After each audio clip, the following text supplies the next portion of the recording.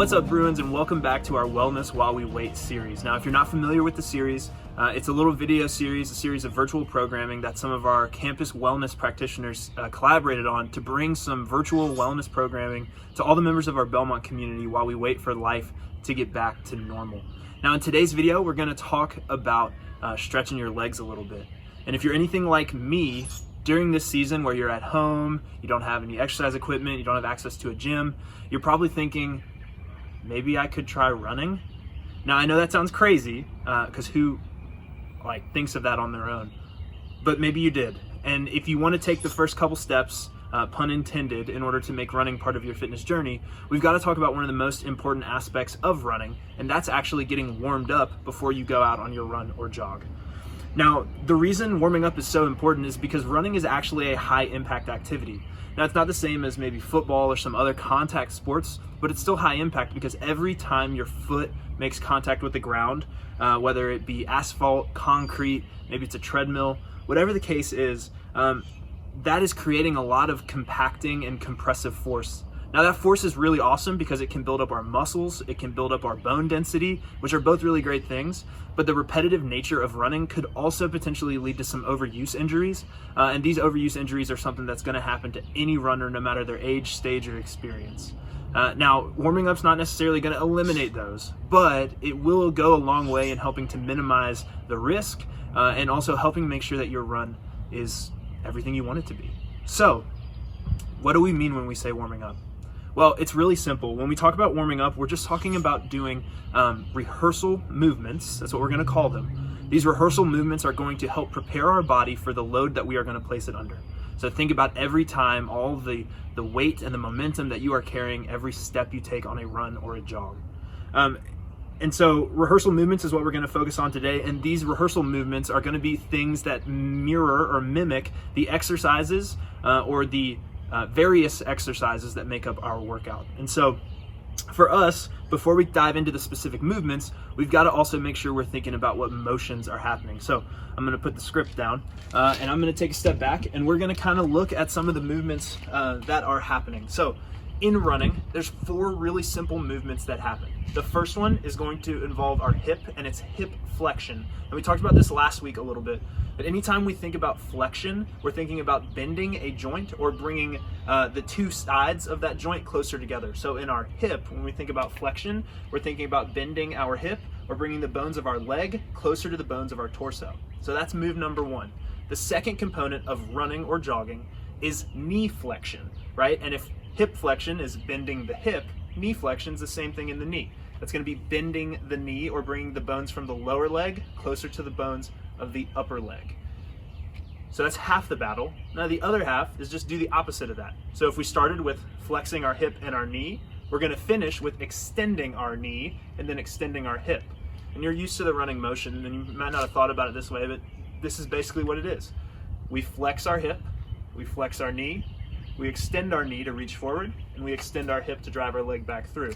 And when you do these motions in sequence, you start to look like you're running, although you might look weird, but you still look like you're running. So in order to get ready for that, we've got to mimic those with some low impact or some lower load activities. So I've chosen 4 for you. You can do these 4, or you can pick your own 4, but this is a good basis for us to get warmed up and get ready. So to replace the movement, we're going to do our first move is either going to be a knees to chest or a toy soldier. Now, knees to chest is very simple. You're going to bring those knees up. You can march your arms with you if you want to. You could also pull just for a little bit to get maybe more of a static stretch. Either way, we want to make sure we are still moving through these times. So knees to chest. The other option, like I said, is a toy soldier, where we're going opposite arm to opposite leg. Again, focusing on that hip being the prime joint that we are moving around. So after we've done that move, our second move is just going to be a butt kick. Now you can bring the pace up with this, or you can keep it down. Either way is fine. We're just going to bring our heels back to our hips, touching them just real quick, going from side to side. So that's our first 2. Now our last 2 movements, the next one doesn't feel like a running movement, but it's one of the only ways that we can really accentuate flexing the knee. So we're going to get our feet about shoulder width. We're going to sit our hips down and back. We're just going to bend and squat. Nice body weight squat. Typically lower resistance, gonna let us get some of those muscles activated. We're gonna close out our final move. We've done some hip flexion, some knee flexion. We did knee extension, and now we've got to go to hip flexion again, hip extension to close it out. And in order to do that, we're just gonna do some reach back. So we're gonna stand nice and tall, kick our leg back on one side, kick our leg back on the other. We're thinking about squeezing those glutes a little bit to make that happen. So those are our 4 movements. Again, to review, we're gonna start with knees to chest, or maybe a toy soldier. Either one's fine. We're gonna go heel kicks or butt kicks, either way, bringing your heels up to your hip. We're gonna go with our squats, and then we're gonna close out with those kickbacks. So similar to that butt kick, just without bending the knee. Now we're gonna do these 4 moves, and typically you wanna do maybe about 10 reps on each movement. That could be 5 on each side, that could be 10 on each side. Either way, we'll do all 4 moves in succession. We'll come back to the top, and then we're gonna repeat that somewhere between 3 to 5 times. That should take you long enough to make sure that your heart rate's getting elevated. Maybe you're feeling your breath start to pick up a little bit.